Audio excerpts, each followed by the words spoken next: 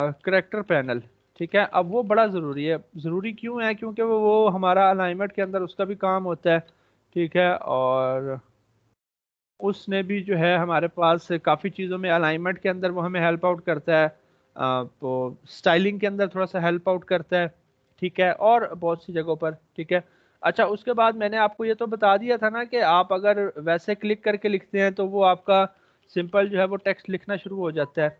और अगर आप इस टाइप टूल से इस तरह से ड्रैग करते हो तो वो क्या बनाता है, आपका एक टेक्स्ट बॉक्स बनाता है। टेक्स्ट बॉक्स के अंदर ही फिर आपका टेक्स्ट रहेगा। ये हमने बात की थी ना last time. Yes yes sir. Sir. अच्छा, तो ये हमने कुछ बात की थी इस तरह से। अब बात करते हैं हम लोग अपने करेक्टर पैनल की। ठीक है, अब ये मैंने एक इसकी मैं कॉपी जनरेट कर लेता हूँ। और ज़रूरी नहीं है कि जब आप शिफ्ट प्रेस करके इस तरह से ड्रैग करें तब भी वो एग्जैक्ट, आपका माउस हिल सकता है यार, आपका कीबोर्ड का बटन हिल सकता है। आप इन दोनों को सिलेक्ट करके इस तरह से लेफ्ट अलाइन कर लो। देखें, अब लेफ्ट से अलाइन हो गई ये चीज़ें जो है ना। अच्छा, अब करेक्टर पैनल हमारा कहाँ से आएगा जी?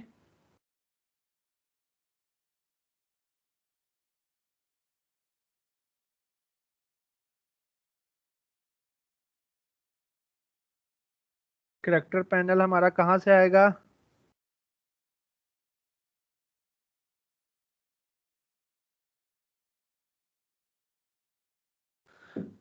एक चीज़ बताई थी कि कोई भी पैनल आपने ओपन करना हो विंडोज़ के मेन्यू में आप जाएंगे, बताया था। Yes sir. ठीक है, सर यहाँ सो विंडोज़ के मेन्यू में यहाँ मैं से भी आ जाऊंगा। सकता है। इसके अलावा सर अगर टेक्स्ट टूल सिलेक्ट करें तो वहां से भी आ सकता है, पर वहाँ वहाँ से भी आ सकता है आपका। बिल्कुल आ सकता है। आप चाहें तो यहाँ पर अपने शॉर्ट पैनल्स के अंदर जो क्विक लिंक्स होते हैं आपके, आप यहाँ पर भी मेंशन कर सकते हैं, जैसे मैंने यहाँ पर किया हुआ है। यहाँ पर ये देखें करेक्टर पैनल।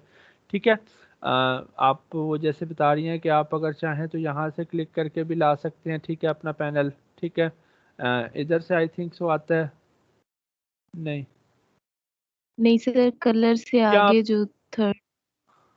ये रहा पैनल, इससे भी आ जाता है आपका। ठीक है, ये रहा। और आप चाहें तो जो है अपना विंडोज़ के मेन्यू में जाएं। विंडोज़ के मेन्यू में जाकर यहाँ पर एक करेक्टर उसको लेकर आएँ। जैसे ही आप लेकर आएंगे ये एक इस तरह का पैनल आपके पास आ जाता है, ये वाला पैनल। ठीक है, अब इस पैनल के जो है ना बड़े फ़ायदे हैं, बड़ा काम का पैनल है ये। मैं यहाँ पर कुछ और टेक्स्ट भी लिख लूँ, लाइक लाइक, चलें ये फ़ॉन्ट ले लेते हैं।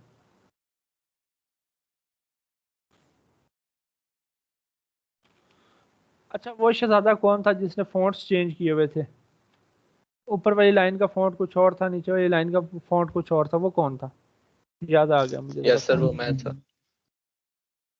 यार आपको समझाई थी एक चीज़ कि यार फ़ॉन्ट्स आप अलग अलग अगर यूज़ करने लग जाओगे इतने ज़्यादा तो वो बुरे लगेंगे, जो है ना। और कलर्स का भी यही है कि अगर आप ज़्यादा कलर्स करने लग जाओगे तो वो बुरे लगने लग जाएंगे। आप यूनिटी रखो, आप डिज़ाइंस देखो। आप डिज़ाइंस जब देखोगे ना लोगों के तो आपको पता चलेगा कि यार फ़ॉन्ट्स वो सेम ही रख रहे हैं, फ़ॉन्ट्स वो चेंज नहीं करे। अगर हेडिंग के लिए वो एक फ़ॉन्ट रख रहे हैं तो वो सारी हेडिंग्स के लिए वही फ़ॉन्ट रखेंगे। साइज़ थोड़ा सा छोटा बड़ा कर सकते हैं। बॉडी टेक्स्ट के लिए अगर कोई वो सर ये फ़ॉन्ट मैंने रखते हैं। मैंने देख के बनाया था, वो उन्होंने यूं ही किया हुआ था। नहीं, आप जो है ना इस तरह से अवॉइड करें इन चीज़ों को जिसमें आपको ज़्यादा कलर्स की तरफ जाना पड़ जाए, ज़्यादा फ़ॉन्ट स्टाइल की तरफ जाना पड़ जाए। आप उन चीज़ों को जो है वो अवॉइड करो फ़िलहाल। ठीक है वो सर। मैंने जैसे पहले भी कहा था कि वो बहुत चांसेस ऐसे आएंगे जब आपको जो है वो मल्टीपल कलर्स भी यूज़ करने पड़ेंगे और सारा कुछ करना पड़ेगा। वो थोड़े से अलग सिनेरियोज आते हैं वो, लेकिन वो रेयर केसेस होते हैं। ठीक है, वो ओके। आपके कस्टमर की डिमांड हो सकती है कि कस्टमर आपसे कह दे। जब कस्टमर आपसे कह दे तो फिर आपको मजबूरन वो चीज़ जो है वो करनी पड़ती है कि यार चलो अब वो कह रहा है तो हमें ये करनी पड़ेगी। लेकिन वो डिफरेंट सिनेरियोज में काम करता है। लेकिन आप यही कोशिश करो कि आप जो है ना सिंपल रखो और यूनिटी लाओ थोड़ा सा डिज़ाइन के अंदर। Okay sir. अच्छा, ये करेक्टर पैनल हमने ओपन कर लिया इस तरह से। ठीक है, अगर आपको क्या कहते हैं कि ये इस तरह से नज़र आ रहा होगा। ठीक है, जैसे ही आप ओपन करोगे इस तरह से ये पैनल आपको नज़र आएगा। ठीक है, अब फॉर एग्जांपल मैं ये वाला टेक्स्ट सिलेक्ट कर लेता हूँ, ये वाला, इसको सिलेक्ट करके मैं नीचे ले आया। अब हमारा ये वाला टेक्स्ट जो है वो सिलेक्टेड है, आपको नज़र आ रहा है। सो करेक्टर पैनल के अंदर पहली जो चीज़ है ना वो है हमारा फ़ॉन्ट स्टाइल। वो कह रहा है कि आप कोई भी फ़ॉन्ट स्टाइल जो है वो ये देखें, अपना सकते हो। मैंने बर्लिन जो है वो फॉन्ट लिया, ओके किया, ये देखें बर्लिन जो है वो अप्लाई हो चुका है इसके ऊपर। आगे जो रेगुलर है, ये रेगुलर और बोल्ड ये फॉन्ट की टाइप होती है, ये हर फॉन्ट की अपनी होती है। जैसे अब ये बर्लिन की कौन कौन सी हमारे पास रेगुलर इसकी स्टाइल पड़ा हुआ है और इसका बोल्ड स्टाइल पड़ा हुआ है। ये तो आपको पता है ना कि हर फॉन्ट फैमिली का अलग अलग होता है, वो उसका कुछ भी हो सकता है, ठीक है। सो उसके अंदर से जैसे अगर मेरे पास यहाँ पर रोबोटो है, रोबोटो के अगर आप देखें, रोबोटो के बहुत ज़्यादा फैमिलीज हैं यहाँ पर, फैमिली स्टाइल्स उसके जो है लाइट में भी है और बहुत सी चीज़ों के अंदर है कि नहीं। Yes sir. तो ये डिपेंड करेगा आपके जो है क्या कहते हैं, ये डिपेंड करेगा आपके फॉन्ट के ऊपर। जो फॉन्ट है, जो फॉन्ट फैमिली है आपकी, ये जो है स्टाइल जो है उसके ऊपर डिपेंड करेगा कि वो कितने कैरी करता है, कितनी वेरिएशंस उसके पास हैं, ठीक है। उससे जो नेक्स्ट चीज़ है ये है आपका साइज। ये क्या है, आपका साइज है। अभी हमारा साइज है 53.31, लेट से मैं इसको 12 करता हूँ, देखें साइज हमारा छोटा हो चुका है। और लेट से मैं इसको 18 करता हूँ, ये 18 हो चुका है। अच्छा, एक बात याद रखिएगा कि जब हम लोग इस तरह से कुछ चीज़ों को छोटा या बड़ा करते हैं ना, इस तरह से अपने टेक्स्ट को कर रहे हैं ना हम छोटा या बड़ा, यस सर। अब लेट से हमने बड़ा कर दिया, यहाँ पर आ गया 53.31। सो मैं क्या करूंगा, या तो मैं इसको 53 कर दूंगा पूरा, या मैं क्या कर दूंगा 54। आपने पॉइंट्स के अंदर नहीं रहने देना उस चीज को, ठीक है। पॉइंट से उसको आपने खत्म कर देना है इस चीज को, या तो आप पूरा 53 कर दीजिएगा या 54, मतलब राउंड फिगर्स के अंदर उसका साइज ले आइएगा, ताकि वो थोड़ा सा एक सही शेप में रहे, ठीक है। बाज़ दफ़ा ऐसा होता है कि इन छोटे माइनर माइनर पॉइंट से कुछ ना कुछ मिसिंग हो सकता है, प्रिंटिंग के अंदर कोई मसला आ सकता है या कुछ भी, ठीक है। अच्छा, उसके बाद जो नेक्स्ट है वो है आपकी लाइन स्पेसिंग। वो क्या है आपकी लाइन लाइन। स्पेसिंग। और ये आप इसको पहले जो है ऑटो के ऊपर करें, ठीक है, ये मैं बताता हूँ। ऑटो के ऊपर मैंने कर दिया सर इसको, अब स्क्रीन ये दोबारा शेयर कर दें। मैं कर देता हूँ।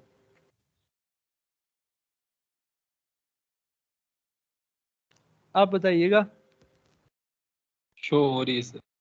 नहीं सर, नहीं हो रही। सर हो रही है। फिर सर इनके नेट का प्रॉब्लम होगी। हो जाती है, हो जाती है। अच्छा, मैं एक दफ़ा अगेन शेयर कर देता हूँ।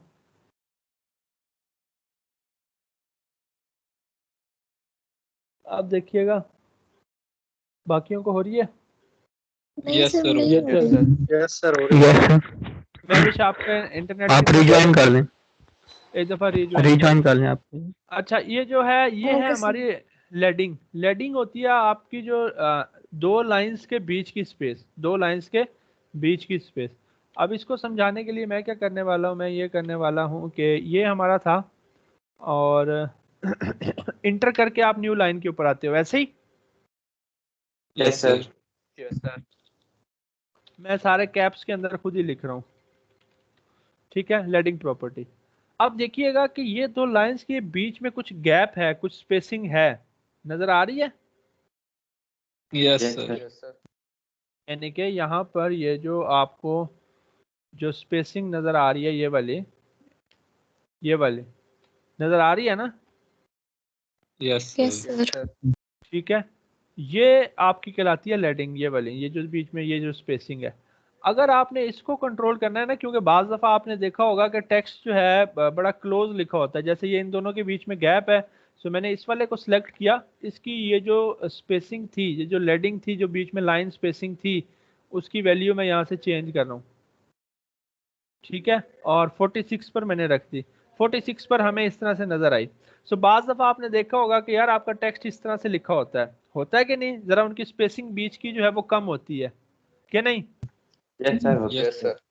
ठीक है। अच्छा, अब फॉर एग्जांपल आपने इसकी स्पेसिंग कर दी ऐसे, इतनी कम कर दी। अब बाद में जब आप जो नेक्स्ट आप टेक्स्ट लिखोगे ना, उसके अंदर भी ऑटोमेटिकली स्पेसिंग इस तरह से आ रही होगी,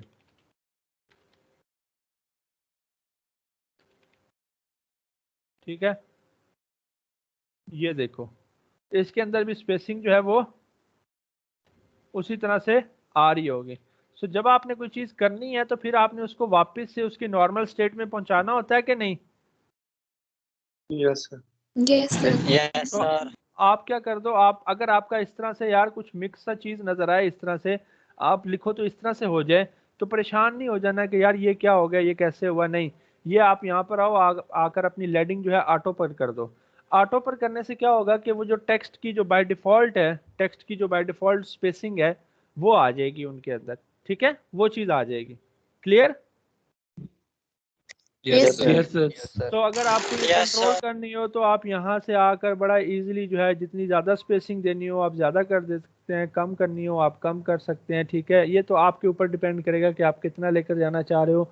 और कोशिश आपने यही करनी है कि राउंड फिगर्स के अंदर हों ये चीज़ें, राउंड फिगर्स के अंदर ये चीज़ें आएँ। ठीक है सारी?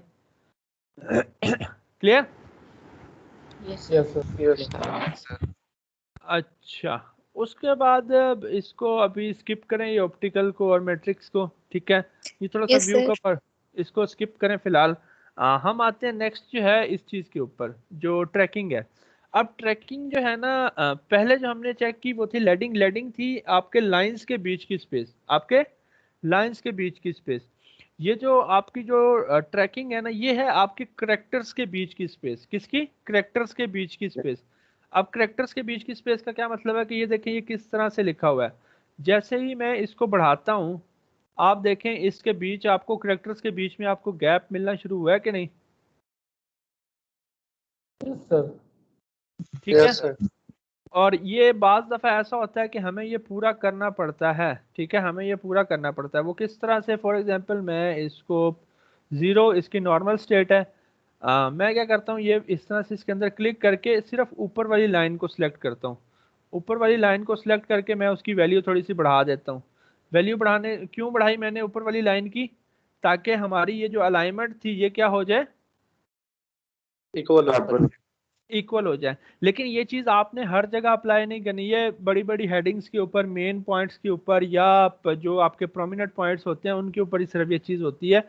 हर जगह आपने ये चीज नहीं करनी, हर जगह इस तरह से बैलेंस करने नहीं बैठ जाना। ठीक है? Okay sir. तो ये जो है ये होती है आपके जो है वो करेक्टर्स के बीच की स्पेसिंग। ठीक है। अच्छा, उसके बाद ये जो चीज आ गई ये है आपकी टेक्स्ट की हाइट। ठीक है, वर्टिकली। अब ये 100% है, मतलब ये ओके है, डिफॉल्ट है। अब आप इसको जितना मर्जी छोटा या बड़ा करेंगे। अब अगर लेट से मैं इसको 50% कर दूं, तो देखिए मेरे टेक्स्ट की जो हाइट थी अपने एग्जैक्ट साइज से 50% होगी। अगर मैं 200% कर दूं तो, या 300%, तो मेरा टेक्स्ट इस तरह से हो जाएगा। सो क्या ख्याल है, ये करना चाहिए कि नहीं? नहीं करना चाहिए। ठीक है, ये आप लोगों ने नहीं करना। इससे आप लोगों का टेक्स्ट जो है वो स्ट्रेच आउट हो जाता है। ठीक है, वो ओरिजिनल फॉर्म में नहीं रहेगा। उसके बाद ये जो है ये उसकी आप ऐसे समझे विड्थ है, ये इस तरह से खींचेगा उसको डायगोनल में। ठीक है, क्या यानी कि परपेंडिकुलर में खींचेगा टेक्स्ट को, और ये वर्टिकल में खींच रहा था। ये परपेंडिकुलर स्केल है और ये वर्टिकल स्केल था। सो मैं तो यही कहूँगा कि इनको आप जो है इनके 100% पर ही रहने दें। अच्छा, फॉर एग्जाम्पल आप टेक्स्ट लिख रहे हो, आप कुछ लिख रहे हो, वो आपस में मर्ज हो रहा हो, मिक्सअप सा हो रहा हो, तो आप क्या करें, पहली फुर्सत में आए और अपना करेक्टर पैनल चेक करें कि यार यहाँ पर मैंने कोई सेटिंग्स तो नहीं की हुई, यहाँ पर तो मैंने कोई चीज़ें नहीं की हुई। ठीक है। Yes sir. अच्छा, उसके बाद जो है ना यस यहाँ, उसके बाद ये आपका कलर आ गया। आप यहाँ से भी टेक्स्ट का कलर जो है वो चेंज कर सकते हो। और ये जो चीज़ है ये है बेस लाइन वाला। ठीक है।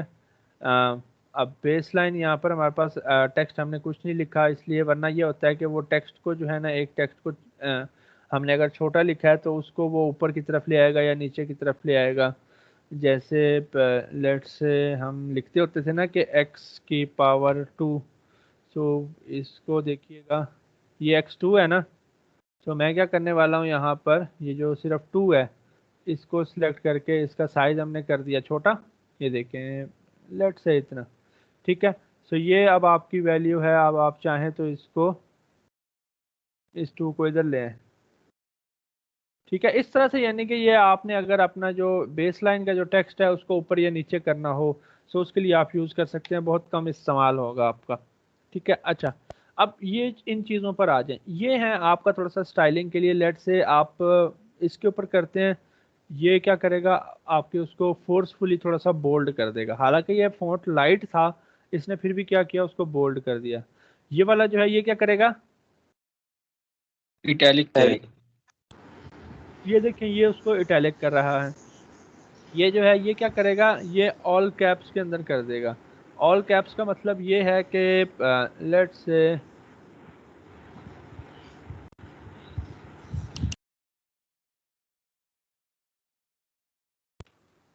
ये देखें ये स्मॉल के अंदर मैंने लिखा है। तो जैसे ही मैं इसके ऊपर क्लिक करूंगा देखें ऑल कैप्स हो गया। Yes sir. ठीक है। सो अगर आप कोई फॉन्ट लिख रहे हैं और वो स्मॉल के अंदर लिख ही नहीं रहा, वो स्मॉल के अंदर जा ही नहीं रहा, हालांकि आपका कैप्स लॉक भी ऑफ है, तो आप अपना करेक्टर पैनल चेक करो कि क्या आपका ये चीज़ चेक तो नहीं है, यहाँ पर इसके ऊपर चेक तो नहीं लगा हुआ, इसको हटा दो। ठीक है। उसके बाद जो फर्स्ट है वो है आपका स्मॉल कैप्स के स्मॉल यानी कि कैप्स यानी कि ये वो कैपिटल ही होता है लेकिन उसको स्मॉल साइज के अंदर। ठीक है। उसके बाद जो नेक्स्ट है ये सबस्क्रिप्ट है। सबस्क्रिप्ट ऊपर वाला छोटा टेक्स्ट और ये नीचे वाला क्या बोलते हैं इसको, सबस्क्रिप्ट के बाद जो नीचे बेस पर आती है सबस्क्रिप्ट सुपरस्क्रिप्ट और सबस्क्रिप्ट, ये आपकी वो दो चीज़ें हैं। ये आपका नीचे अंडरलाइन है और ये बीच में जो लाइन आ जाती है टेक्स्ट के, ये आपके वो है। सो ये आप कुछ यहाँ से प्रॉपर्टीज जो है ना वो यूज़ कर सकते हो। मोस्टली ये वाली ये जो आपकी लाइन स्पेसिंग है और लेटर स्पेसिंग है, ठीक है, ये आप दो प्रॉपर्टीज आप यूज़ कर सकते हो जिसको आप लेडिंग और ट्रैकिंग बोलते हो। ये आपकी बहुत यूज़ होती हैं जब हम टेक्स्ट के ऊपर काम कर रहे होते हैं या हमें टेक्स्ट को प्रॉपरली जब अलाइन करना होता है तो तब हम ये प्रॉपर्टीज जो है ये वाली वो यूज़ कर रहे होते हैं। ठीक है। सो ये आपको मिलेंगी कहाँ से, करेक्टर पैनल। करेक्टर पैनल से। ठीक हो गया। अच्छा मैं इसको डिलीट कर रहा हूँ और इनको भी डिलीट कर रहा हूँ। यहाँ पर इस तरह से जूम कर लेते हैं हम लोग। और मैं गूगल से डमी टेक्स्ट कहाँ से मिलेगा, लॉरम इप्सम से।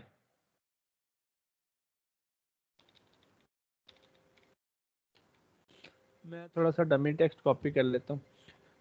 करेक्टर पैनल के बाद हमारा जो पैनल है वो है हमारा पैराग्राफ का। ठीक है। सो पैराग्राफ के लिए मैंने इस तरह से ड्रैग किया और इस तरह से उसके अंदर चीज़ जो है वो पेस्ट कर दी और लेट्स से इतना नहीं, ज़्यादा है,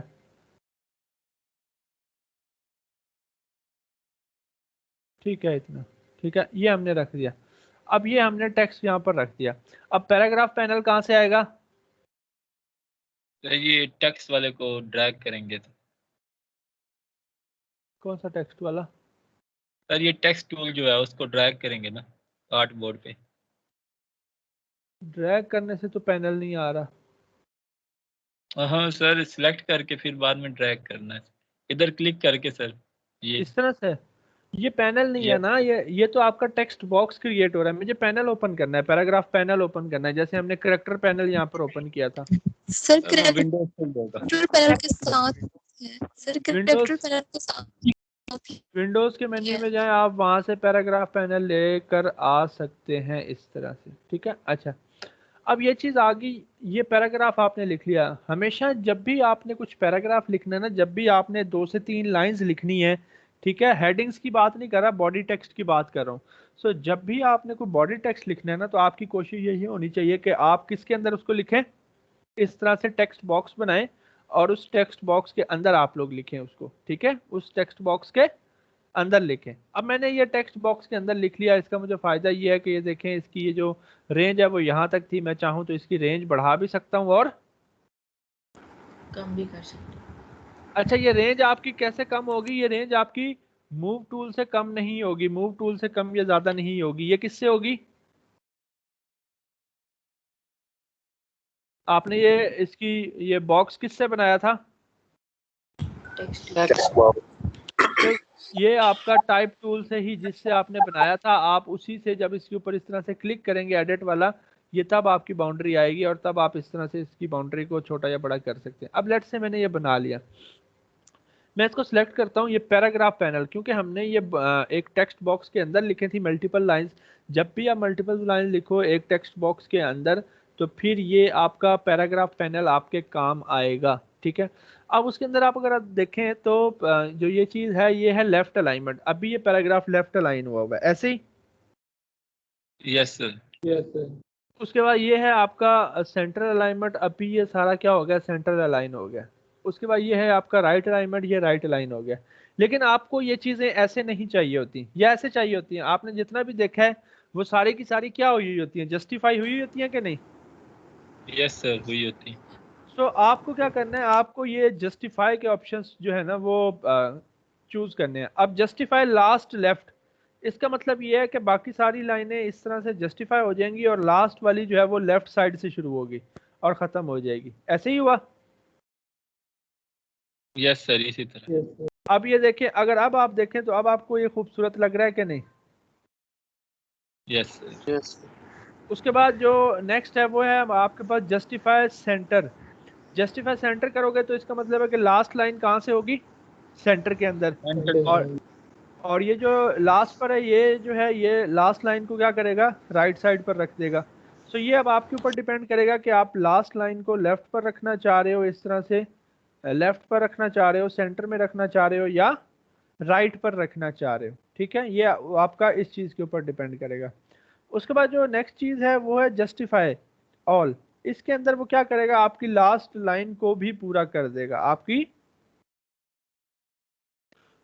लास्ट लाइन को भी पूरा कर देगा।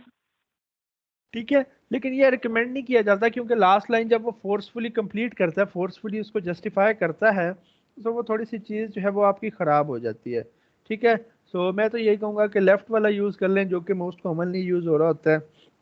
बाज़ दफ़ा हमें राइट वाला भी यूज़ करना पड़ जाता है। तो डिपेंड करेगा ना कि आपका टेक्स्ट किस पोजीशन के ऊपर है, उसकी पोजीशन क्या है, तब आपका ये डिपेंड करेगा। ठीक है, सो लेट्स से हम इसके साथ जाते हैं, लेफ़्ट के साथ। अब फॉर एग्जांपल ये देखें, ये इसकी बाउंड्री है, ये इसका बाउंड्री बॉक्स है। ठीक है, ये जो है ना लेफ्ट इंडेंटेशन, ये जो पहले से है, अब ये है कि लेफ्ट साइड से कितना गैप देगा। लेफ्ट साइड से बाउंड्री इसकी ये है ना, ये लाइन है, देखें बाउंड्री के साथ है अभी ये चीज, बाउंड्री के साथ ही है ना? Yes sir. Yes sir. ये बाउंड्री के साथ है। सो ये आपका कंट्रोल करेगा इसके इस साइड को कि इधर से कितनी स्पेसिंग देनी है। फॉर एग्जांपल मैं इसकी वैल्यू अगर बढ़ाता हूँ यहाँ से, तो आप देखें कि वहां से स्पेसिंग आना शुरू हो गई है, लेफ्ट साइड से शुरू हुई है कि नहीं? Yes sir. ठीक है, Yes, तो ये sir. आपका कंट्रोल करेगा इस तरह से। अब ये वैल्यू अगर मैं माइनस में कर दूं, -11, सो देखें हमारा वो बाउंड्री से बाहर आ गया। ठीक है, बाउंड्री से क्या हुआ? बाहर आ गया। सो आप इसको वापस से जो है मैं लेट से मैं 0 कर देता हूँ। अच्छा, एक और चीज यहाँ पर देख लें, -8। ये -8 क्या होता है?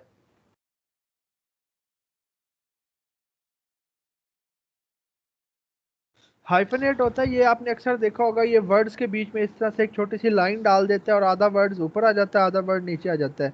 अब जैसे ये रिमेनिंग था, आर ये ऊपर आ गया, मीनिंग नीचे आ गया, उसने बीच में -8 डाल दिया कि भाईजान ये वाला वर्ड जो है ना ये कंटिन्यू है यहाँ तक, है कि नहीं?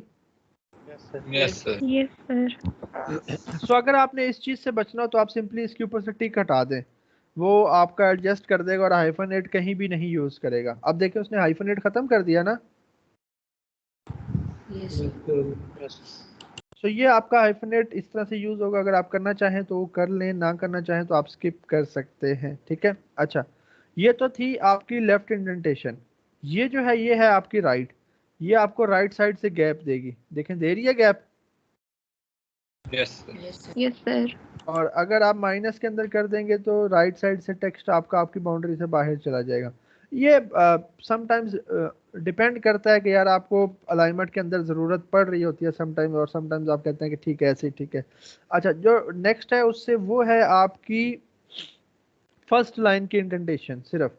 अब लेट से मैं इसको कर देता हूँ 30। सो देखें सिर्फ फर्स्ट लाइन की इंडेंटेशन उसने दी, बाकी आपकी लाइन सेम टू सेम ही है। Clear? Yes sir. Yes sir. और मैं इसको वापस से लेट से 0 कर देता हूँ और मैं क्या करता हूँ, मैं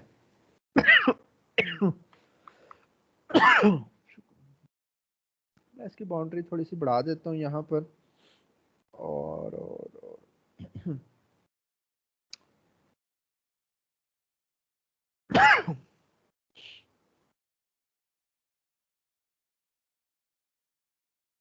मैं यहाँ तक रख रहा हूँ। और मैं इसको करता हूँ कॉपी।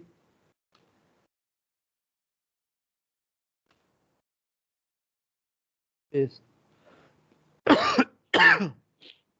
अब मुझे ये बताएं कि कितने पैराग्राफ हैं यहाँ पर?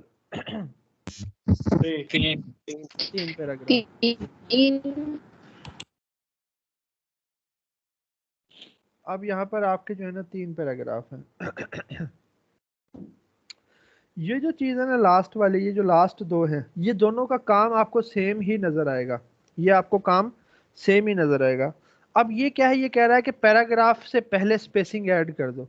फॉर एग्जांपल मैं स्पेसिंग ऐड करता हूँ तो देखें हर पैराग्राफ के पहले स्पेसिंग ऐड हो रही है कुछ के नहीं? Yes sir. Yes, sir. ये देखें इस पैराग्राफ से भी पहले स्पेसिंग हो गई, इस पैराग्राफ से भी पहले स्पेसिंग ऐड होगी, लेकिन फर्स्ट के पहले नहीं होगी। फर्स्ट के पहले क्यों नहीं होगी? क्योंकि वो हमारा स्टार्टिंग है। वो हमारा क्या है? स्टार्टिंग। ठीक है। सो ये तो होगी आपके पैराग्राफ के स्टार्ट में स्पेसिंग ऐड कर दो। ठीक है। अब आप देखिएगा कि आपको सेम ही चीज नजर आएगी।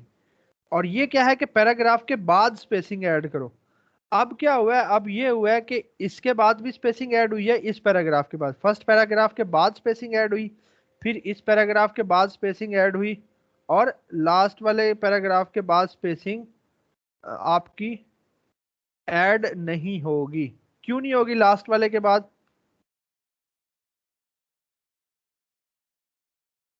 क्योंकि वो आपका जो एंडिंग है end ना। लास्ट वाला आपका क्या है? लास्ट वाला आपका एंडिंग है। जैसे जब आप शुरू में कर रहे थे कि बिफोर पैराग्राफ स्पेसिंग जब आप ऐड कर रहे थे, सो फर्स्ट वाले के बिफोर तो नहीं हुई थी ना। No, sir. सो ये दोनों आपको सेम चीज ही देंगे। सो आप ये वाला यूज करो, ये वाला यूज करो, आपके ऊपर है। ये अगर आपने अपने पैराग्राफ्स के बीच की स्पेसिंग को कंट्रोल करना हो तो, आपके पास अलग अलग पैराग्राफ हो तो। सो क्या ख्याल है कि ये करेक्टर पैनल और पैराग्राफ पैनल से आपकी अलाइनमेंट में कुछ चेंजेस आएंगी कि नहीं आएंगी? आपकी प्रेजेंटेशन के अंदर कुछ sir. Yes sir. आपकी प्रेजेंटेशन के अंदर कुछ चेंजेस आएंगी कि नहीं आएंगी? आएंगे। Yes, sir. ठीक हो गया। अच्छा, अब आपने क्या करना है? अब क्या कहते हैं कि वही मेन्यू कार्ड जो आपने कल बनाया था जिसकी अलाइनमेंट के अंदर मसले थे, वो अब आप उसकी सोर्स फाइल करेंगे दोबारा ओपन। और अब आप अलाइनमेंट किस तरह से करेंगे? कैरेक्टर और पैराग्राफ पैनल। करेक्टर और पैराग्राफ पैनल आप यूज करेंगे। आप जो है लेट से आपका अगर इस तरह से कुछ है, इस तरह से मसला, तो आप सिलेक्ट करके उनको लेफ्ट अलाइन करो। इस तरह से सिलेक्ट करके क्या करो? लेफ्ट अलाइन करो या राइट अलाइन करो, जिस तरह से भी आपको अलाइनमेंट चाहिए। ठीक है, ताकि आपका ये जो है इक्वल रहे। और उसके बाद ये भी आप थोड़ा सा यूज़ कीजिएगा, उनके बीच का जो डिस्ट्रीब्यूशन है, ठीक है, ये भी आप यूज़ कीजिएगा ताकि इनके बीच का गैप जो है वो भी आपका ज़रा सा इक्वल रहे। ठीक है। सो ये आप ज़रा कीजिएगा ट्राई। अब आपको समझ लगेगी कि यार अलाइनमेंट का हमने कितना ख्याल रखना होता है। सबसे ज़रूरी चीज़ ही आपकी अलाइनमेंट है। जितनी चीज़ें अलाइन होंगी, जितना अच्छे से आपने उसको प्रेजेंट किया होगा, उतना अच्छा आपका लगेगा डिज़ाइन। ठीक है। Yes, sir.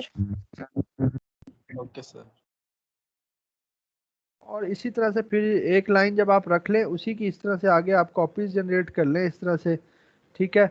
और इन्हीं को फिर एडिट करते जाएं, इस तरह से एडिट कर लें। थोड़ा सा आपका टाइम ज़्यादा लगेगा, लेकिन ये है कि यार आपकी अलाइनमेंट जो है ना वो मसला नहीं करेगी कभी भी फिर। जी सर ये आपने ये कॉपी कैसे किए सर ये वाले? ये मुझे भी नहीं पता यार। जी सर, वो मैंने एक नया कॉपी करा, लेकिन सर मुझे ना करना पड़ता है, मैं डुप्लीकेट लेयर बना के इसलिए मैं करता हूँ लेयर पता नहीं यार, ये ना मुझे भी किसी ने बताया था कि ऑल्ट का बटन अगर आप प्रेस करके ड्रैग करो ना किसी चीज को, ऑल्ट का बटन प्रेस करके किसी चीज को ड्रैग करो ना अपने मूव टूल से, लाइक जैसे ये है, ऑल्ट का बटन प्रेस किया, इसको मैं क्लिक करके ड्रैग करूंगा तो इसकी कॉपी आती है बाहर। Okay sir.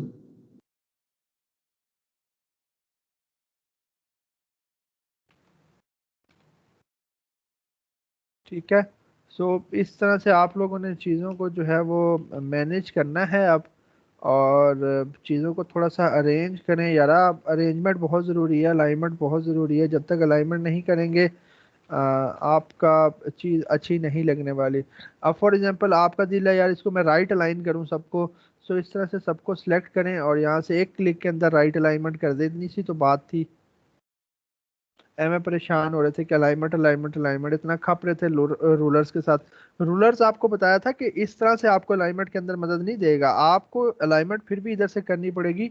रूलर्स तो आपकी बेसिकली गाइड्स होती हैं, आपको गाइड करती हैं कि यहाँ तक चीज़ होनी चाहिए और ये चीज़ हम यहाँ तक लेकर आएंगे, बस इससे बाहर नहीं। ये तो आपकी गाइड्स होती हैं, आपको गाइड करती हैं, ठीक है। इसके हिसाब से अलाइनमेंट करना बहुत मुश्किल है, आपको फिर भी अलाइनमेंट जो है इस अलाइनमेंट पैनल से करनी ही पड़ेगी, ठीक है। और जब भी आप इस तरह यस से जब भी आप मूव करें तो फिर सबको इकट्ठा मूव करें अलाइन करके, ताकि अगर किसी में डिफरेंस आए तो सब में बराबर ही आए। इस तरह से करें। और उसके अलावा करेक्टर पैनल और अपना पैराग्राफ पैनल यूज़ करें, ठीक है, उसकी प्रैक्टिस करें। और कल मैंने कुछ ज़्यादा टूल्स करवाने हैं पिक्चर एडिटिंग के हवाले से, और हम अपना ब्रश टूल भी करेंगे कल थोड़े से हम ज़्यादा टूल्स करने वाले हैं, ठीक है। Okay sir. और डॉक्यूमेंट्स अपने पहुंचाएं आज के दिन के अंदर ही, जिसके डॉक्यूमेंट्स नहीं आए, आज और कल का दिन है, बस डॉक्यूमेंट्स मुझ तक आ जाने चाहिए समहाउ, वरना जो है फिर मैं किसी और को रिप्लेस कर दूंगा। और एलएमएस मुझे शाम तक ठीक चाहिए, सबके शाम तक। जिसका शाम तक ठीक नहीं होगा मैसेज आप किसी को पर्सनल पहुंचा दें, किसी को ग्रुप के अंदर पहुंचा दें कि भाईजान आप अपना एलएमएस ठीक कर लें। शाम तक है टाइम, शाम तक अगर जिसका एलएमएस ठीक ना हुआ सो मैं उसको इनएक्टिव कर दूंगा और मैं उसकी जगह नया बच्चा इनरोल कर लूंगा, दैट्स इट, ठीक है। Okay sir.